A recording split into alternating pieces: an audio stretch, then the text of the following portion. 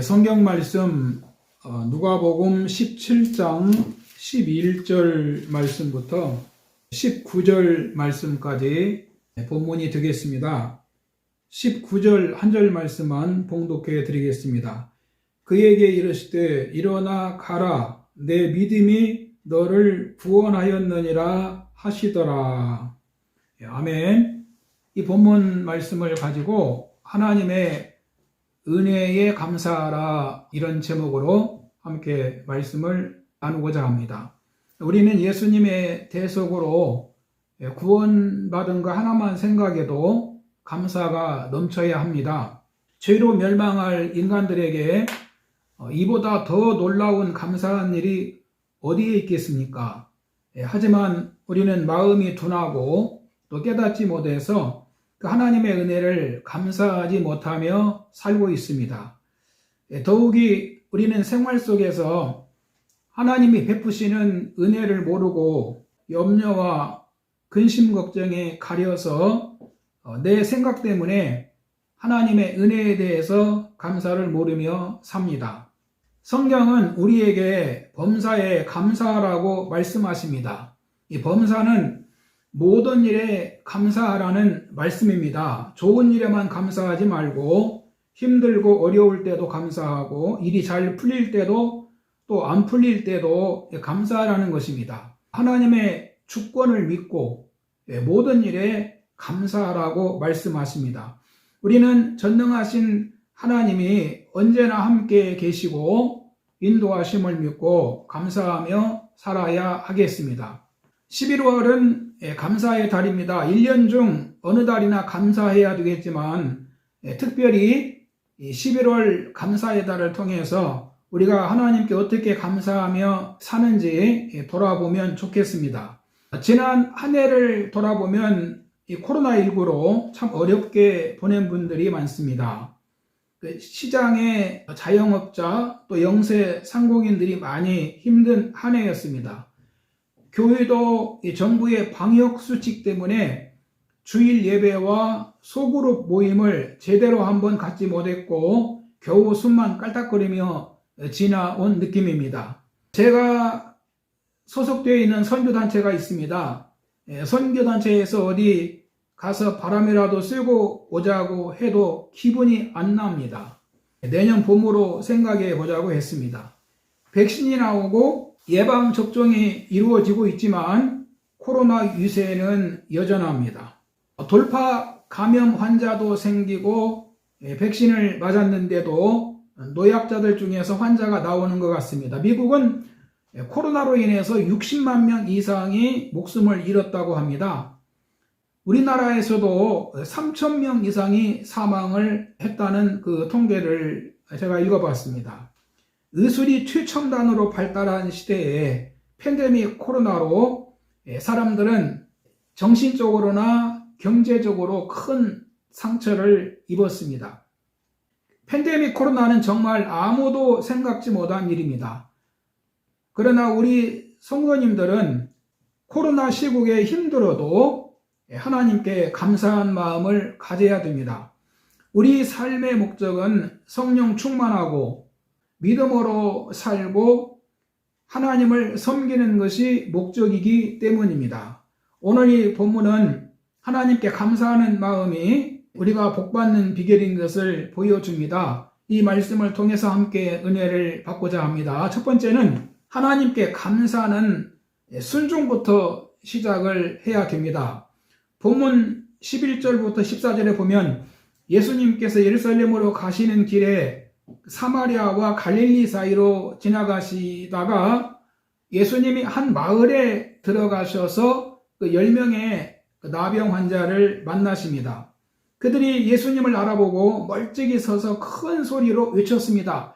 예수 선생님, 저희를 불쌍히 여겨주십시오.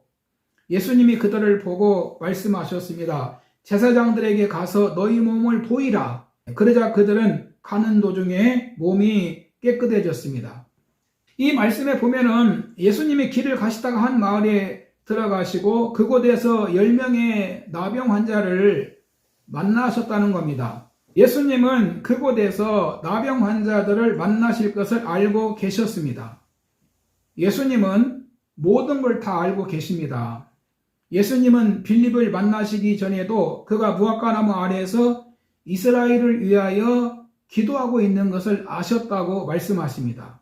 예수님은 베데스다 연못가에서 병이 낫기를 기다리며 누워있는 환자에게 찾아가셨습니다. 주님은 그가 누운 것을 보시고 병이 벌써 오래된 줄 아시고라고 말씀하십니다.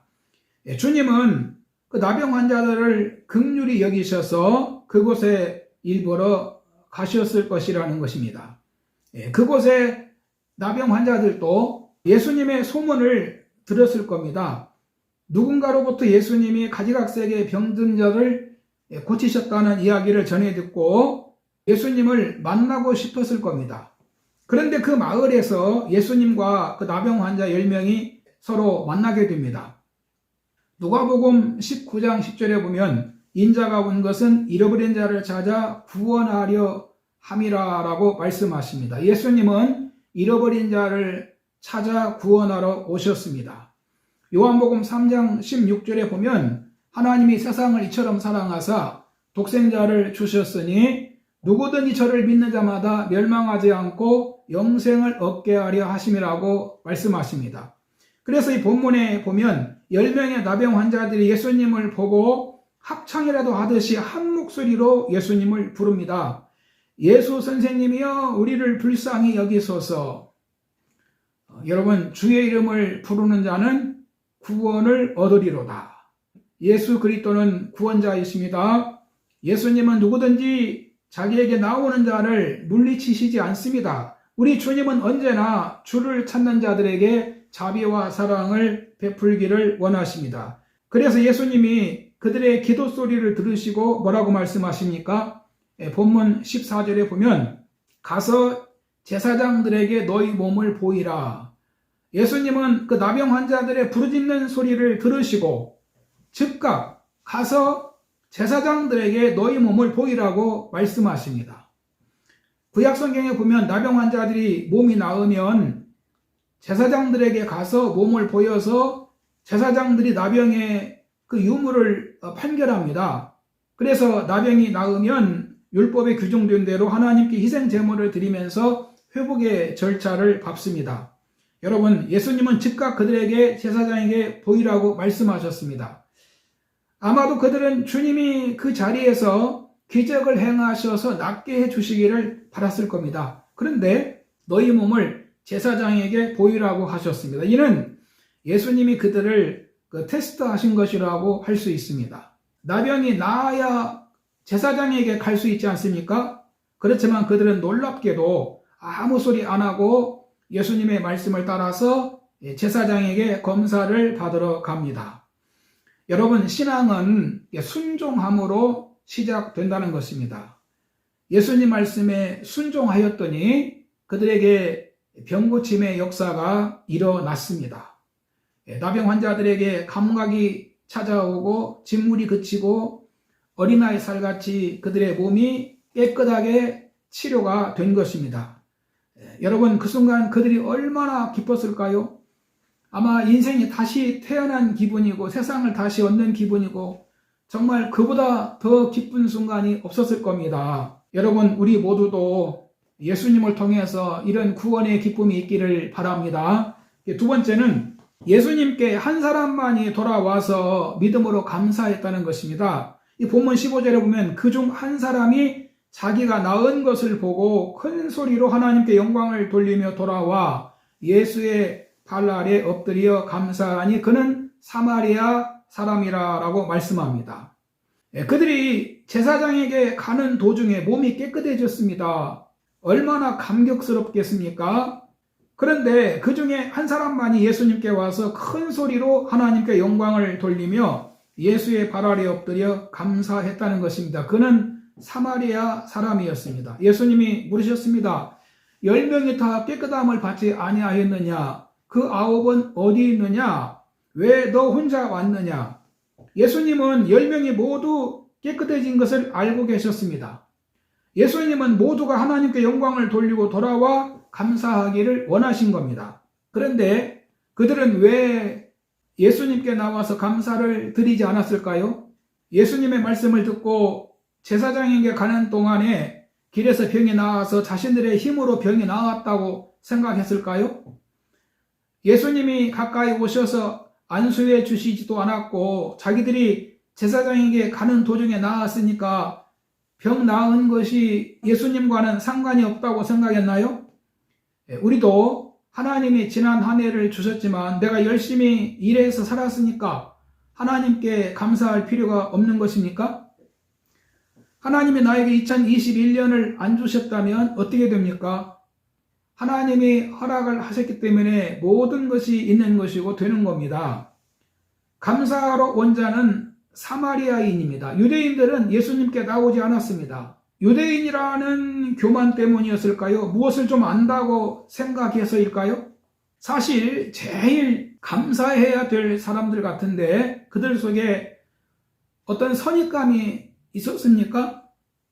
더 본이 되어야 할 사람이 아닙니까? 그런데 감사가 없었어요. 예수님이 옆에 안 계셨으니 모를 거라고 생각했나요? 주님은 다 알고 계셨습니다. 주님이 말씀하시기를 10명이 다 깨끗함을 받지 않았느냐? 그런데 그 9은 어디 있느냐? 이 이방 사람 말고는 하나님께 영광을 돌리러 되돌아온 사람이 없단 말이냐라고 하셨어요. 유대인 환자들은 빨리 제사장에게 가서 깨끗하다는 판정을 받고 집에 돌아가서 가족을 만나야 한다는 생각을 했는지 모르겠습니다. 그것은 자기 자신의 유익과 자신의 장래만 생각하는 겁니다.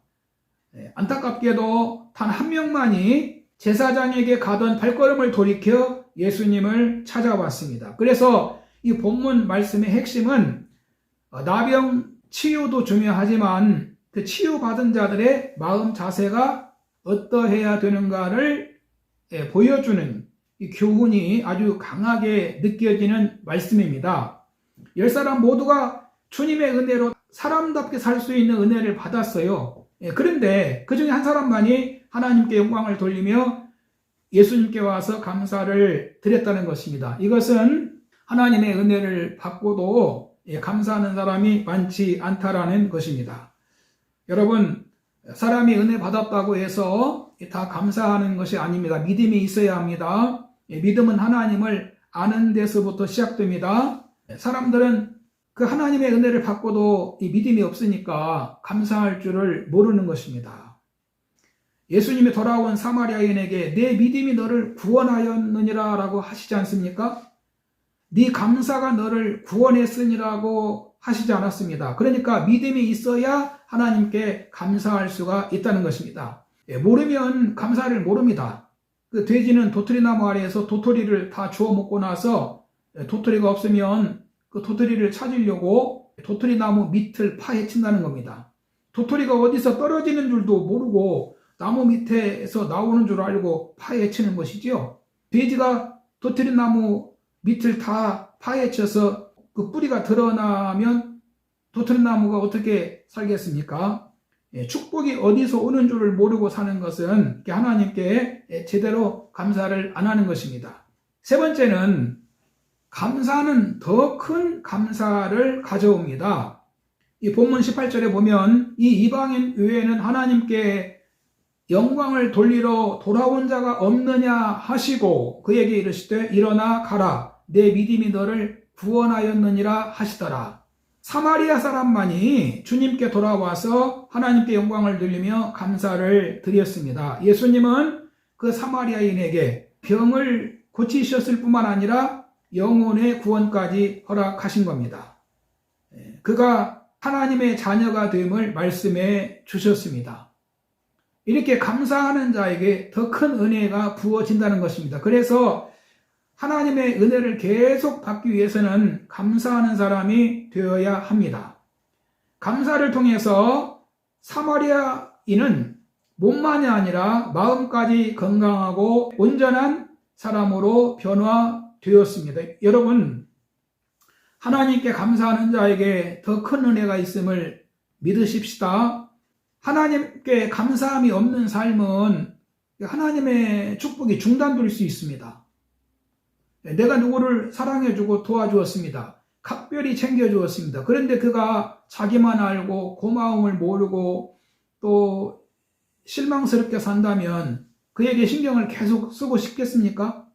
아마 하다가 지쳐서 그냥 폭발할 겁니다. 하나님도 마찬가지십니다. 우리 하나님도 은혜로우시고 자비로우시고 노하기를 더디하시고 긍휼이 풍성하시지만 그 감사를 모르고 계속 자기 마음대로 산다면은 여러분 어떻게 하나님의 은혜가 그에게 계속 한결같이 쏟아지겠습니까? 우리는 하나님의 은혜를 입은 자들로서 감사한 삶을 살아야 됩니다. 어느 날 백인이 자기의 그 흑인 노예를 죽이겠다고 칼을 던졌다 합니다. 그때 옆에 이 백인 목사님 한 분이 순간적으로 흑인의 그 가슴을 향해 날아오는 이 칼을 손으로 막아주었습니다. 그 목사님의 손에 칼이 꽂히고 피가 흘렸습니다. 이 광경을 본 흑인 노예는 자기가 맞을 칼을 그 목사님이 대신 맞은 것을 알았습니다. 그 노예는 목사님에게 감사하면서 자신은 어디를 가나 노예 생활을 할 텐데 이왕이면 목사님 모시고 살면 좋겠다고 자기를 데려다 달라고 간청을 하더랍니다. 그래서 그 목사님은 그 소원대로 노예를 집으로 데리고 가서 같이 살았습니다. 그런데 이 노예가 원래 성격이 난폭하고 가끔 자기 주장을 내세우고 고집만 부리고 목사님 지시를 순종하지 않고 거슬릴 때가 있곤 했다는 겁니다. 그럴 때면 그 목사님은 아무런 말도 하지 않고 그 언젠가 흑인 때문에 다친 손에 칼자국을 가만히 들어 보이곤 했다는 것입니다. 그러면 그때마다 그 노예는 고집을 풀고 그 손을 보기만 하면 겸손하게 머리를 숙이고 순종을 잘 했다고 합니다. 여러분 이것이 감사한 생활인 것입니다. 여러분 우리는 죄와 마귀의 노예였습니다. 예수 그리스도께서 나를 대신해서 십자가에 못 박혀 죽으심으로 하나님의 자녀가 된 겁니다. 진정 이 사실을 믿고 이 은혜를 안다면은 우리는 하나님 앞에 감사한 삶을 살아야 됩니다. 결론입니다. 우리가 주님께 무슨 은혜를 받았는지를 찾고 믿음으로 하나님께 감사하는 삶을 가져야 됩니다. 말씀에 순종하고 믿음으로 감사할 때 이것이 하나님의 축복을 더 계속적으로 받는 축복의 통로가 되는 것입니다. 할렐루야.